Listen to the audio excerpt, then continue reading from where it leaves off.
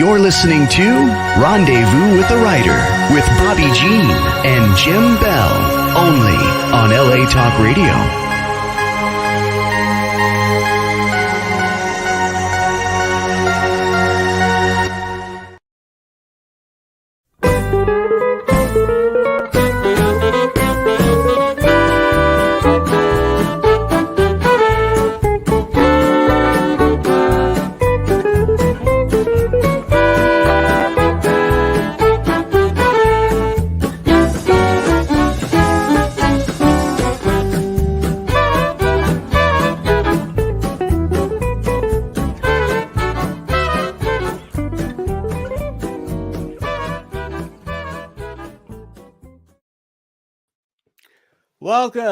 Welcome to Rendezvous with the Writer, where readers and writers meet. And story is everything.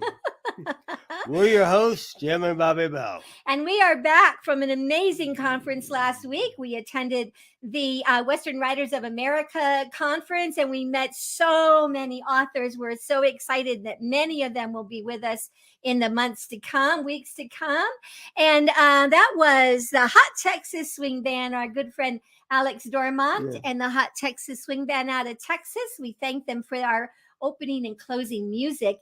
Jim, who is our guest tonight? Special guests tonight.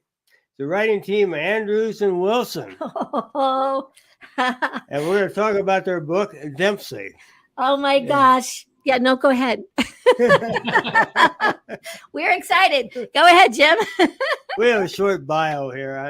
I'm sure the fellows will more than happy complete a lot of other things they've done.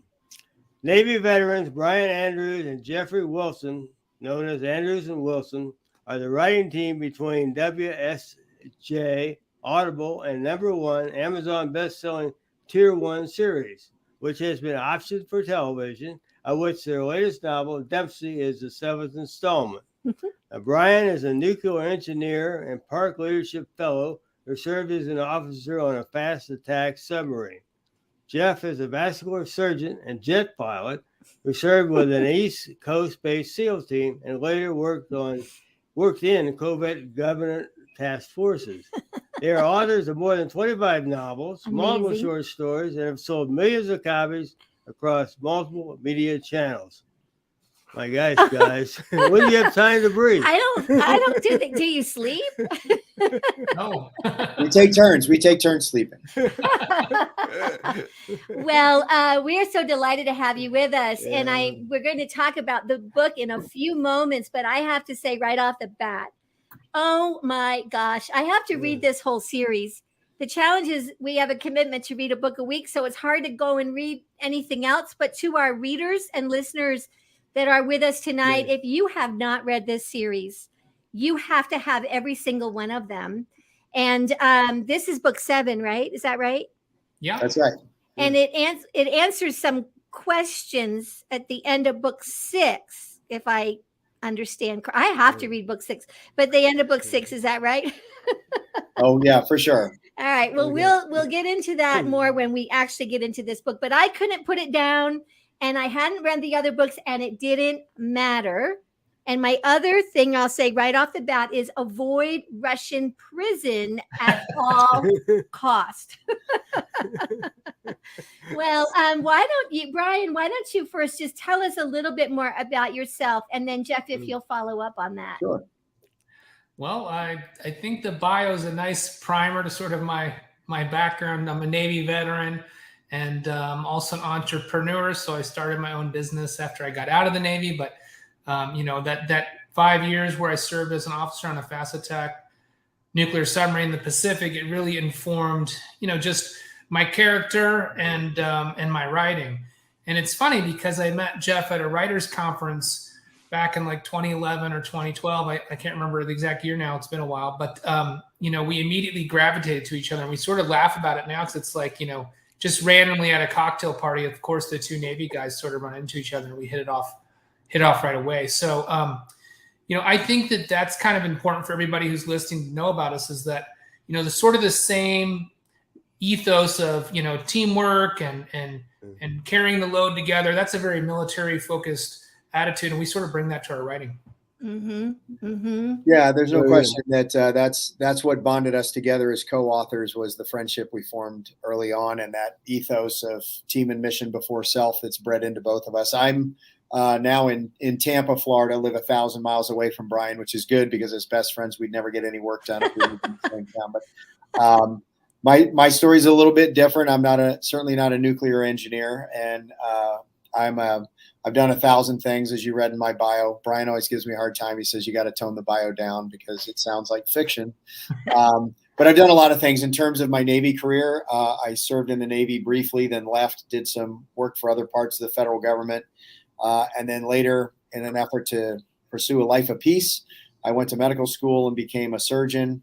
I was in training when 9/11 happened, and like so many people, it made me angry. And so I went back on active duty in the Navy and had the opportunity to serve as a combat surgeon with the Marines. And while I was down range serving with them, I ran into some folks from the spooky side of my past, I guess. And I wound up working with the JSOC element of special warfare and did that for several years, and then other things after that. So, my path is a little circuitous. I've done a lot of strange things, but writing with my best friend is certainly the highlight of the myriad of careers that I've had.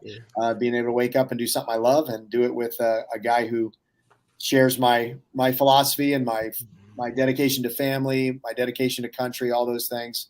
That's a real blessing. So. I made a note here. It's kind of like Superman writing about Superman. Oh, that could be your tagline. Yes. So, of all you fellas, what you've done, you must be about 75 years old, right? Maybe? It's Jim, it's funny that you say that because we say all the time, we write a lot of stuff. But we're known for military covert operations thrillers. Now we're doing more with techno thrillers, near future sci-fi and stuff like that. But if you're into thrillers, covert ops, military, that sort of thing, there's never been a better time to be a reader than there is right now. After 20 years of sustained, warfare as a country, we have produced some amazing writers with that background. When we talked on the phone before, we mentioned some of them, Don Bentley and Josh Hood, whose book The Guardian just came out. Mark Cameron, who is an amazing author who preceded us in the Jack Ryan series and was with the U.S. Marshals. A.J. Tata, who was a brigadier general and now writes thrillers. There's so many people that have sort of been there, done that, that it's not about the technical stuff. Like, you can research that. Tom Clancy, who never served, obviously, what an amazing writer, but he had to work and research the tech. But what you can't research is the relationships. You can't research the human toll, for lack of a better term, the jackassery that occurs on a helicopter when you're going into a hot landing zone. Just that there's some gritty realism in everybody's work now because they've really experienced it firsthand. So I think that's a real something that we bring to it, but it's not unique to us. There's a number of us out here now that have veteran status that are writing in the space. Mm-hmm. I think as a reader and not living in that world at all, ever, in any way, shape, or form, even the way that you describe how someone changes their breathing, how they adjust their whole, take control of their adrenaline, their heartbeat. I mean, if we watch the Olympics, we hear that when they talk about, certain things as they're getting ready to shoot a firearm or something. But, it's not until you really, I felt like I'm doing the same thing. I'm trying to be right with Elizabeth or be, right with Dempsey. And I think that's a real talent in the craft of how you bring that sort of data, dry data, but make it really real for all of us that haven't a clue. We take that as a great compliment because, having been a nuclear engineer, I used to think that was maybe the hardest thing in the world to do. But now that we're doing this job, I realize it's not, trying to find a way to tell a story so that anybody can pick up that book, whether they've served or not served, male or female, regardless of your age or education level or background or interests. We try very hard to tell a story so that when you start turning the pages, like you said, Bobbi, you feel like you're with the character. Like we kind of use that tick on a hound metaphor. It's like you're along for the ride, but you're dug in. You're dug in. You're real tight. You're going along. Yeah. I wanted out of that IK2 prison. IK or LK. You get caught up in that thing, oh didn't my you? gosh. Well, sometimes a reader can say, oh, I can't read that. Just like if you're watching on the screen, you look away knowing from the music, you'll know when you can come back again. and sometimes with as a reader, you may like, okay, I don't need all that gore but I didn't want to miss a thing. That's how I felt. I wanted to be, and I think that the tough scenes, you still write them with great, they're not, even the tough scenes aren't really gruesome and it's a thriller. Well, that's a real compliment too, Bobbi, and I'll tell you why. Because I think one of the things about Andrews and Wilson that is perhaps a little bit unique in our genre is that thrillers, the modern covert ops and military thrillers, espionage thrillers, they tend to be very, very plot driven. The story is everything, and certainly we try to come up with compelling stories, and we can talk later about how important our antagonists are to our stories. But what we do that's a little different, I think, is that our stories are very character driven.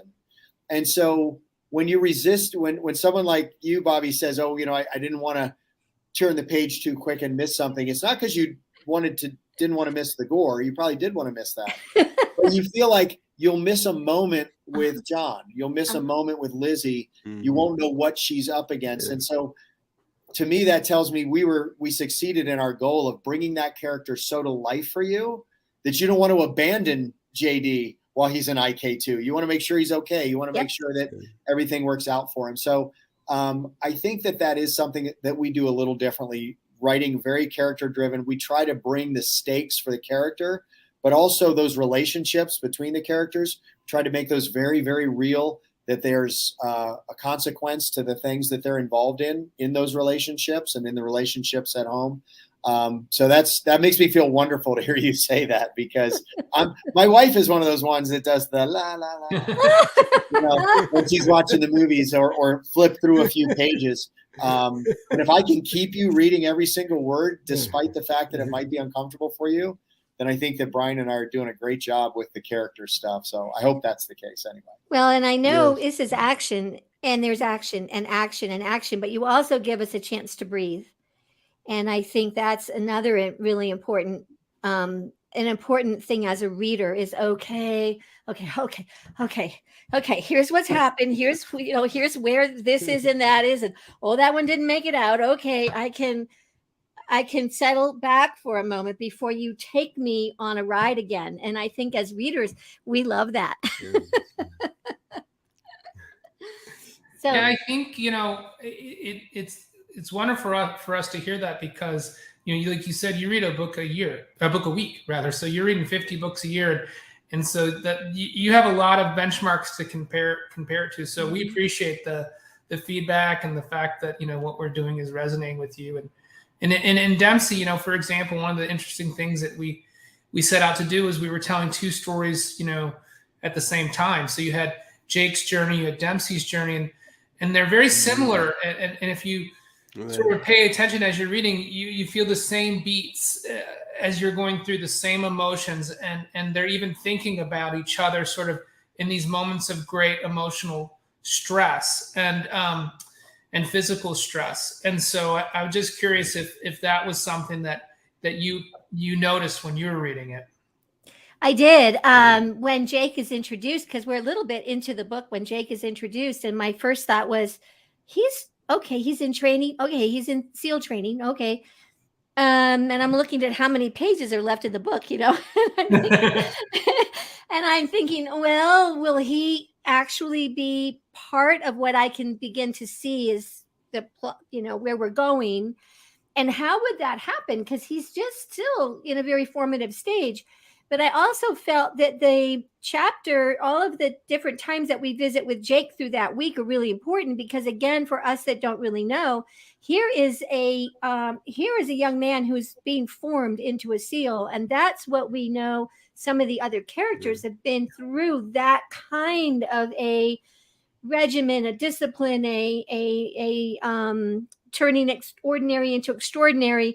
And so it gives us a little bit of a background. It gives us some way to understand, let's say, Dempsey, even though the two, at first we don't know what their relationship may or may not be.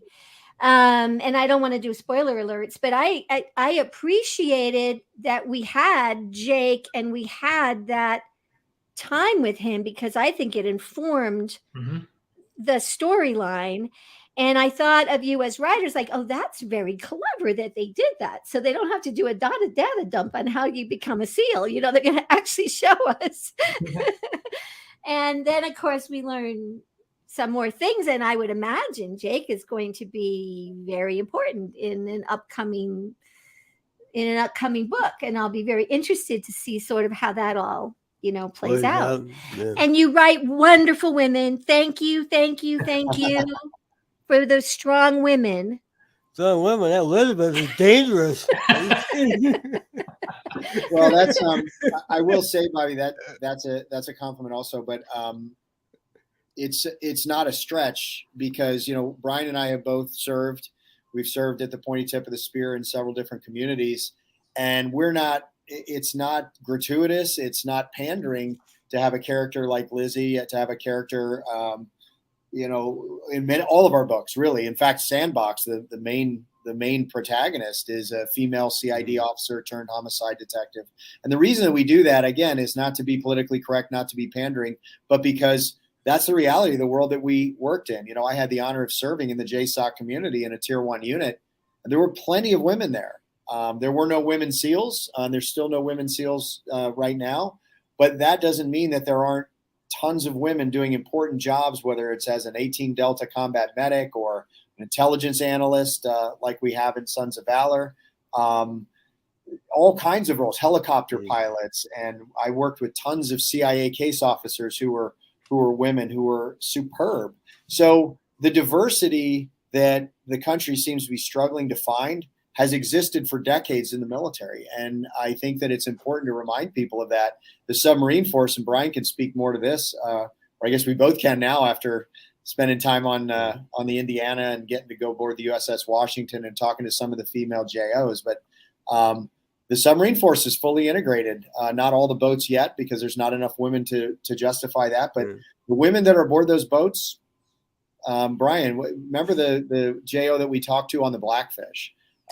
Yeah, absolutely. They're female submarine officers. They're in the pipeline, female enlisted now on point tip of the spear. The captain, when we were underway on the Indiana, he said, I got to say, the female Joes that we have, they're kicking the guys' ass. They're kicking their asses. They're getting qualified faster. They're putting pressure on these guys.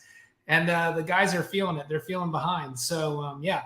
I mean, it's my favorite thing, Brian, when we were on the Blackfish, and remember we asked, I can't remember her name, and I wouldn't say it if I did, but we asked that JO, hey, what's it like to be a woman on a submarine? And she literally laughed.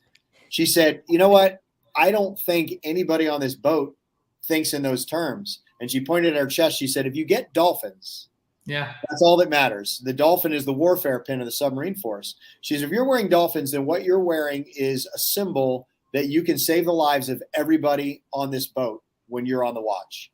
She said, that's all my shipmates care about. They could not care less about anything else. And I thought that was awesome. I thought that was probably the most telling thing about the state of the force in terms of integration. So, I didn't do a lot of research. I just did a tiny bit. But Brian, you said you're on a attack submarine, and I looked at there was Seawolves and Virginias and Los Angeles model. Which were you on any one of those? Yeah, I was on a Los Angeles class, fast attack. So traditionally, we've sort of divided our modern submarine force into what we call the fast attack submarines or the hunter killers, and then the ballistic missile submarines that do readiness patrols and nuclear deterrence. So the Ohio class was the name given to the ballistic missile submarines. It's based on the first ship in the flight. So, that whole number of 750 goes to the, Ohio, and I think the first 688 was the Los Angeles class. So that's how you get that whole number, or that name for Los Angeles class. And now they've kind of messed it up. They're naming the Virginia classes. Some of them are cities, some of them are states, some of them are fish. So it's a little confusing. It used to be very clear. And then we have 3 other sort of, I wouldn't call them orphan submarines, but the Seawolf class, the Jimmy Carter, and the Connecticut. Those were big budget, sort of Cold War project boats, very fast, a lot of armament, very expensive. And Congress sort of cut that program off at the knees after only 3 had been started, but they're quite formidable vessels and do some very interesting things out there. We are talking with Brian Andrews and Jeff Wilson. They are the writing team. That was that's next week's thriller. Hold on. Hold on. This is live. We're don't edit. Let me hold up the right one, Dempsey. And we're going to talk more about this book when we come back after this short word about bookshop.org. We'll be right back. Story is everything. Find a great one on Out West Shop's bookshop. Go to outwestshop.com. Find books and CDs on the menu. Choose Shop Out West on bookshop.org. Browse through featured authors on Rendezvous with a Writer. Explore curated book lists and our featured picks. Add in note cards, calendars, and jigsaw puzzles. One-stop shopping for great gifts. Use the search box to find thousands more titles. Make the switch. Your purchase supports us as independent booksellers. That's our story. Welcome back. Welcome back to Rendezvous with the Writer. Special guests Brian Andrews and Jeff Wilson and their book, Dempsey. So, yeah, I know you have some questions. Let's talk about Dempsey. Yeah, let's talk more about Look at a guy bigger than life. Oh, my gosh. He can take on 10 men and survive. Not but... Well, he's pretty amazing. He's a tough guy, so... Do you want to... What inspired him? Did you have anybody out in the real world sort of like this guy, or you two just kind of put this fellow together? I think that Dempsey is similar to all of the main characters, even the minor characters in all of our books, which is to say that they're all a nod to people that we've had the honor to serve with.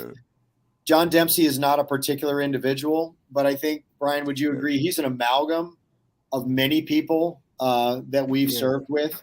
I think what resonates with us about Dempsey and his tie to the folks that we've had the pleasure of serving with is he represents the best of us in that he is not Superman. He gets hurt. He gets injured. He has physical limitations. I think it's pretty clear over the 7 books he has some emotional and psychological limitations as well.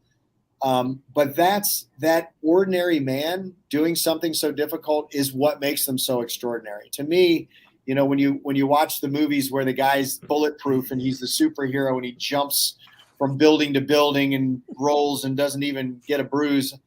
Okay, well, that's cool that you can do that, but what's the toll? What resonates with me about Dempsey is that Dempsey, in the character of Dempsey, you see the toll. You see the toll in his relationship. If you haven't read all the books, you may not know, but he's estranged from his wife. He's estranged from his son. He's divorced. They don't even know he's still alive. Mm-hmm. There's been an amazing, impactful toll that his commitment to his country and to his teammates has taken on him. And so I think that's what we try to reflect in Dempsey. Now, if you've watched CBS SEAL Team or some of these shows, one of the things then they do that show very well, by the way, in terms of the action and the drama. But the thing that we don't like about it is it's a little bit of a caricature. It's a cartoon. Like they're all beat up. They all have PTSD. They're all drunks. They're all cheating on their wives. Like, I didn't know any guys like that. Like, these guys are so ordinary. We had one of my teammates whenever we were in town, he was the assistant coach of his kids' Little League team. That was his whole life. That's all he did. They, get a phone call on the way home saying, can you pick up some milk? And they pick up milk on the way home and, take care of their family. Most of them were in very stable family lives with wives who understood and supported them. So John, I think, shows the toll. And I think it was our attempt to show the reader what it takes to live that life and the toll that it can take. We understand. I think we've seen in one of those SEAL shows, and maybe the one you kind of briefly mentioned. We don't watch it because we couldn't understand why everybody was dysfunctional, in their private lives. If they're so dysfunctional in their private lives, how can they actually perform professionally? Right. So you kind of want to. Besides, who wants to see our heroes totally blemished all the time? If we got a story here, we want to see it go the right way. We want to ask a little process question here. Before I ask a couple questions about other characters, how do you write together? Who writes about the one chapter and maybe the other wrote about another chapter? Well, how can you say that? I do all the nouns. I do all the verbs. Brian writes all the verbs. Good answer. I mean, what's cool about our process is, we sort of figured it out as we went along, but we were already writing in third person. We already both wrote multi-point of view novels. So for us to sort of continue that as a writing duo made a lot of sense because we already sort of outlined our books. We're not outliners, we're more pantsers than we are plotters, but we sort of we say, okay, in Act 1, we've got the Dempsey POV, the Grimes POV, the Arcady POV, and we sort of Jarvis POV, and in this case, I think there were 4 major POVs, through this book. Plus, we had the Swede. But, what it allows us to do is sort of break up. Say, okay, well, I'm going to write a couple of chapters where Dempsey's doing this, and then I'd like to maybe write an Arcady chapter. And Jeff, great. I'd like to write these Jake chapters, and then I'm going to write Elizabeth, and as the book goes on, what's kind of cool about the process is.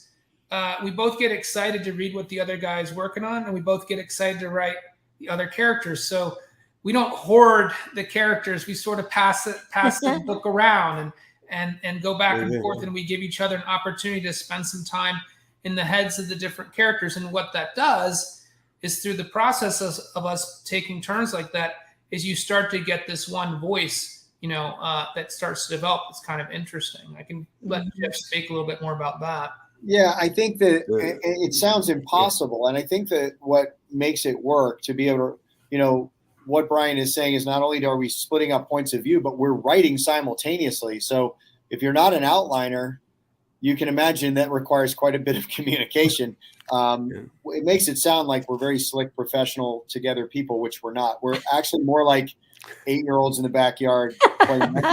Oh, that's the best. That's fun. That's the best. It's a little bit more like getting on the phone and saying, "Dude, I just thought of the coolest thing," and then from there we sort of build on each other. But I think that the one element that is really important to be able to write the way we do, to do this process that Brian described, it requires an enormous amount of trust in one another. It requires us to be on the same page, figuratively and literally. It requires getting rid of your ego. There can't be ownership of anything. And if you think about all those things together, you're sort of describing the life of someone who is a combat warrior in the military. You have to put your life in the hands of other people. They have to put their lives in yours. You have to get rid of your ego. You have to accept the fact that it takes a team to do anything. What you do individually is meaningless. We use the expression team and mission before self in the military.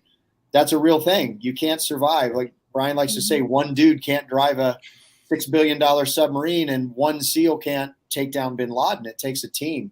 And if we apply that to writing, it makes it work. I think that our process wouldn't work for anybody that isn't able to sort of make that team and mission before. So it's like parenting, right, Brian? It's a lot like we look at our book, they're like our kids. So we would never say, I would never say, oh, this kid's my kid and the other one's my wife's kid or whatever. You wouldn't divide it up like that. So when we we finish a book, we just want it to be the best damn book that it can be. It can be. It doesn't matter who wrote what word on what page. What matters is that we're both proud of it, and we both felt like we contributed to it and had a seat at the table, and that's how it's been for us. And who edited what word, right? Like that.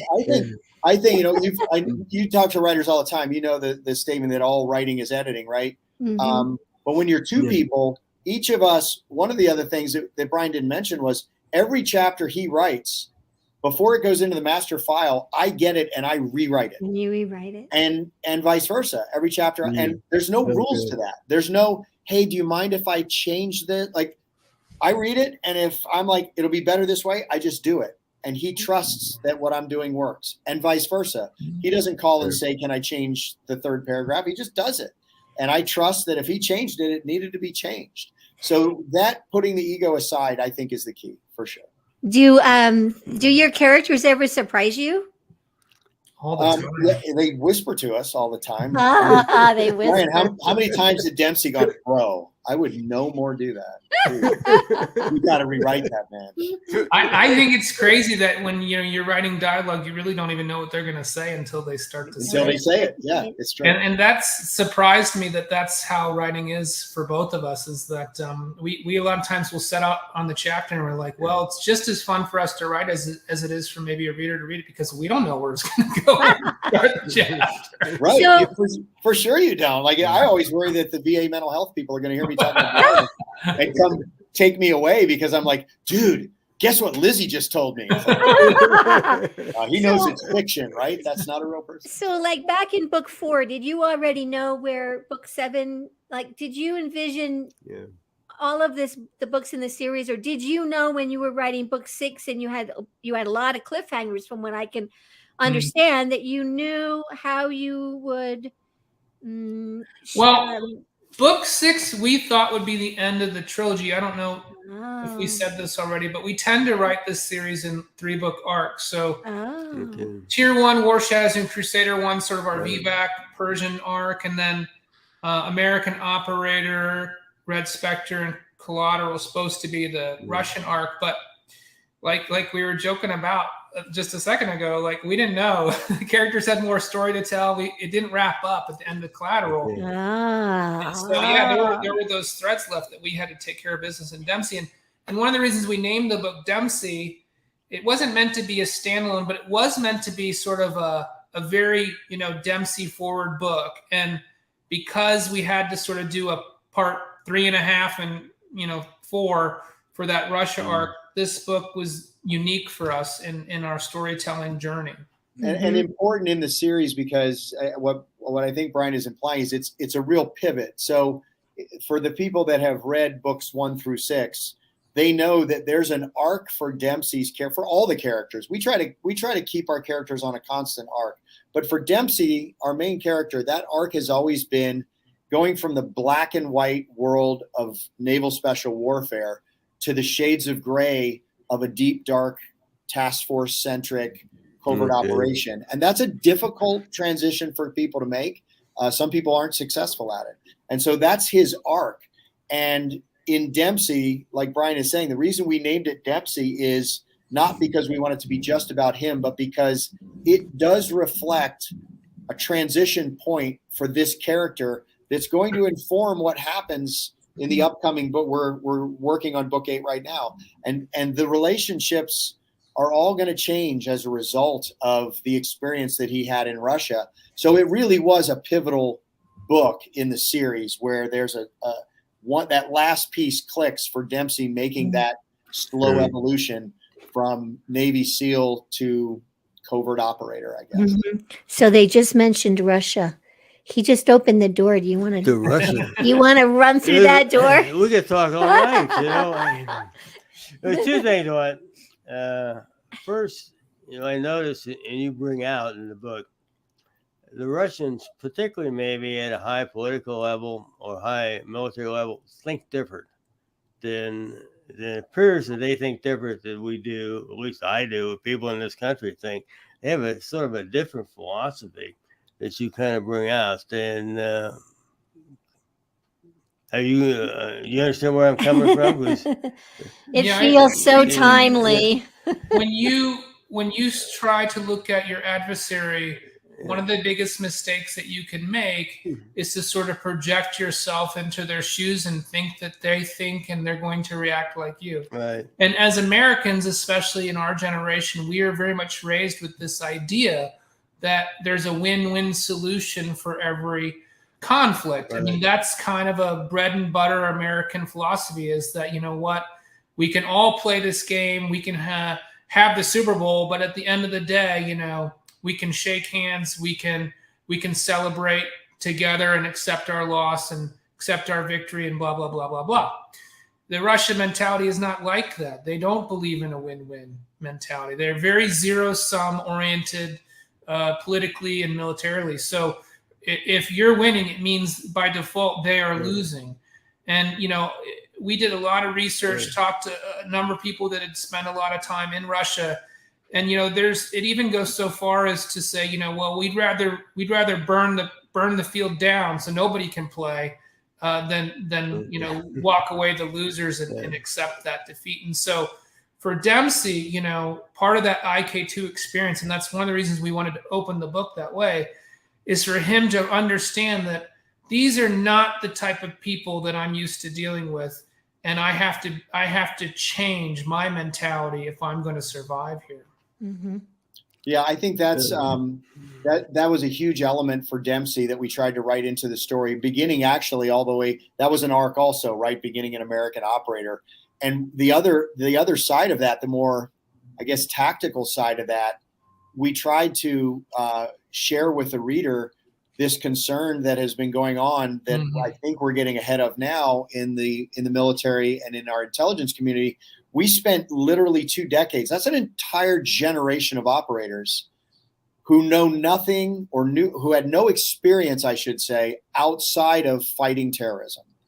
And so you take a character like Dempsey, who in our universe became a SEAL probably just before 9/11 and has been fighting that war for 20 years. And now out of the blue, you want him to be engaged with a very Western thinking society, but like Brian is saying, a Western thinking society who thinks radically different than us. So they have, you know, we did a lot in the books leading up to this with that, you know, losing the asymmetry. You know, when you're fighting the Taliban in the Hindu Kush, you're by and large fighting guys who are goat herders, and they're well armed and they're ruthless, but they don't have fighter jets and they don't have tanks. And well, I guess they have them now because we left them there.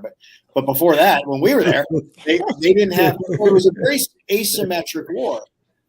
So to pivot from that to fighting an adversary that has a space program and has satellites and drones and fighters and submarines is very jarring for these men and women who were 20 years old when 9/11 happened and spent an entire career fighting that asymmetric battle. Now they're faced with an enemy like China or an enemy like Russia, and it's jarring. And there's a catch-up phase of getting ahead of that, I think. In addition to everything Brian said, I think we tried to reflect a little bit of that discomfort for our characters. I want to ask a question about Alexei. He's the activist, the dissident that's in prison that we want to get out. But a question on the storyline, because I'm talking to Bobbi the other night, and I said, this story I read out of the Wall Street Journal just not that long ago about how they finally, I followed a lot about this couldn't fellow. remember his name. He had a big following, and then he gets poisoned, which doesn't surprise you because that seems to be the kind of technique that the Russian folks like to use. Then he's in hospital, and you know they're probably going to poison him again because he's not dead yet. And then his friends will get him out and take him. He ends up in Germany. Yeah. And then he gets saved. Yeah.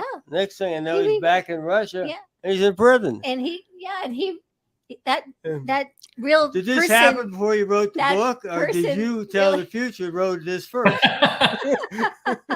I mean, I think it's, you know, we have these thinly veiled avatars, you know, in the story for a reason, you know, with Petrov being Putin.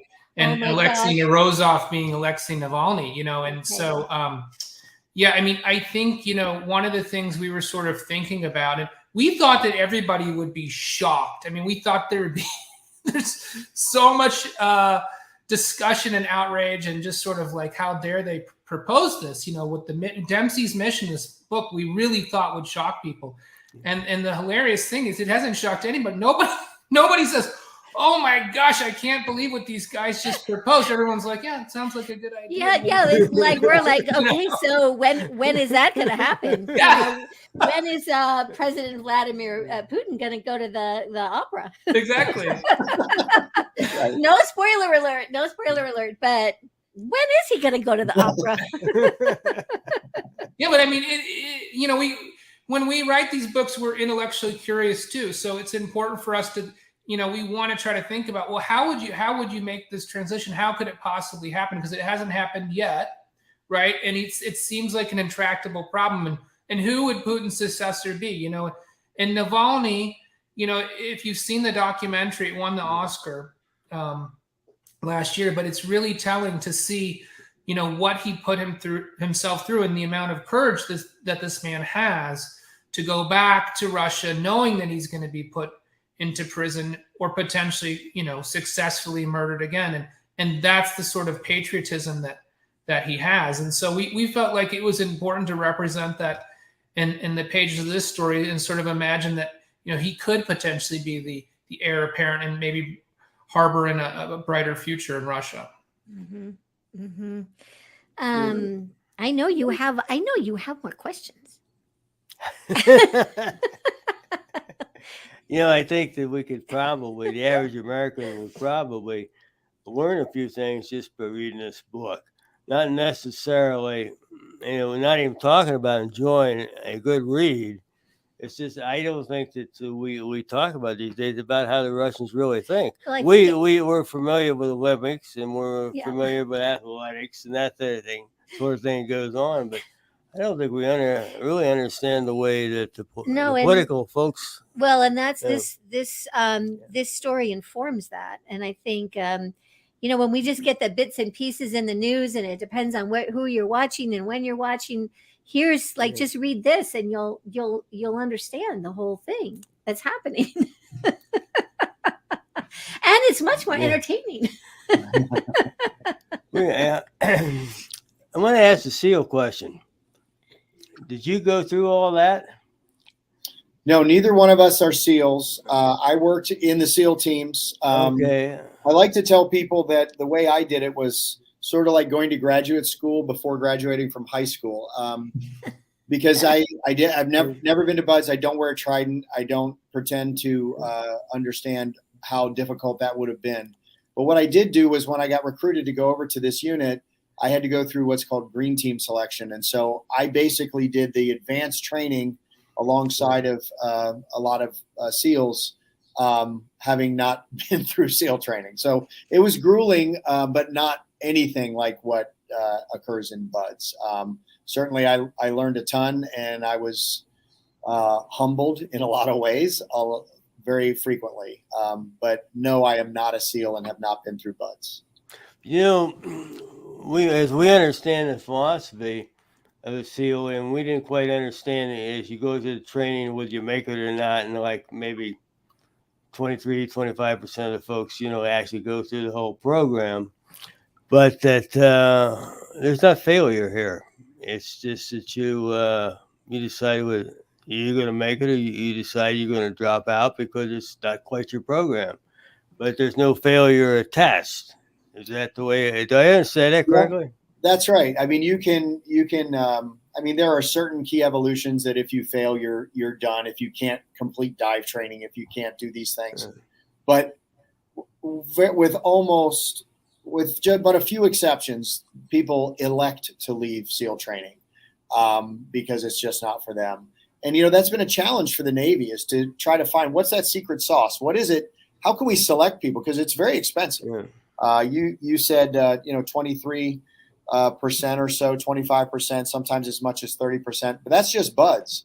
If you take everybody that selects for SEAL training, take 100 guys, 10 people will make it through the end. 10. Okay. So 10%. If you look at buds, it is about a 70% attrition. But there are other places where people cannot make it through. So the Navy's been very interested in saying, well, let's do better. Like we have a team of psychologists and physicians and sports medicine people and all kinds of people. Let's figure out that secret sauce and select people so that we can improve our success rate. And they spent millions of dollars and several years. And they set up a pre-buds training program. And they're like, okay, now we've got to figure it out. And after the end of all of that, the attrition rate from buds is about 70%, and the overall attrition rate is about 90%. And having worked beside these men, I can tell you that it's because there is no way to determine who has the heart to do it, because that's the only difference between the guy that makes it and doesn't. If it's something that you can't fail out of, that you have to choose to leave, how do you select the guy who simply refuses to leave? Because you're basically trying to screen something that guy doesn't know about himself until he knows. You don't know until you know. There are techniques that we hear. We've talked to our friends and teammates who have been through this, and they say, there's some keys that all these guys have in common. Like one of them is they're able to look at things microscopically. They say, okay, I don't have to make it through 5 days of Hell Week. I have to make it through the next hour. That's Jake. Okay, finish that hour. Okay, I'll make it through the next hour. I'll make it through this evolution. Not thinking about what comes. Okay, I'm going to make it through the flutter kicks in the surf. If I make it through that, then I make it through that. Okay, I made it through that. All right, I'm going to make it through the next running around with the telephone pole on my head to go to the crowd. I'll make it through that. And so that ability to compartmentalize and say, I'm going to focus on a single task, complete it. That's one thing that predicts success. The other thing that predicts success that I'm trying to instill into my son, I'm up here in Annapolis right now. My son's getting ready to do a sailing camp at the Naval Academy because he wants to attend the Naval Academy. The other thing that predicts success is your ability to put somebody and something ahead of yourself. The guys that go there because they want to be a SEAL don't make it. The guys that are there because they want to be part of something bigger than themselves, they make it. And the guy that reaches up and helps the guy next to him, they make it. They understand that there's something bigger than them. You should read the quote. I'm looking at our clock, and oh my goodness, it's running out. Jim has a quote that talks right to this. Would you do your quote now so that we don't run out of time? We want to make sure we get this in. Yes, we want to be sure. Jim always picks a great quote. I like to get one from the book, and then maybe somebody from some famous writer from days gone by. Okay, we have to get to it, sweetie. But we're just one quote tonight, right from the book. It's from a retired Naval SEAL commander who is given direction to one of our characters. And he says, "The life is hard, Jake, but it's a calling. You have to know your why, or you'll never get past Hell Week. You can't do it for anyone else because, honestly, it's just too damn hard." Your old man was a legend, but he would tell you the same thing. If there is something else you can do and be happy, something not being a SEAL, then go do that instead. I thought it was very apropos for anybody. That is from the book Dempsey. We are so delighted that we had Brian and Jeff with us tonight. We'll just stay on the line, gentlemen. We are going to kind of wrap the show because we are counting down. Thank you so much for being with us. Very quickly, where can people find you and get your books? Very quickly. Our website is www.anders-wilson.com. And if you go there, you can sign up for our newsletter. We promise not to spam you. We only send a couple a year, just keep you apprised of our events, new releases and the like. So yeah, please sign up for the newsletter. And if you do, you can have a free book, which is Scars. It's a novella about John Dempsey's sort of origin story. So that's I better do that.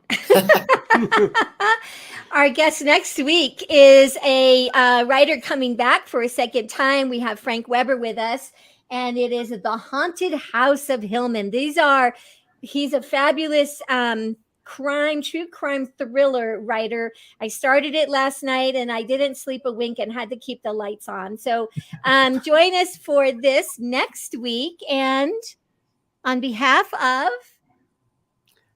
remember, LS, remember, which I don't always remember, it's always a great day out west. See you next week. Thank you.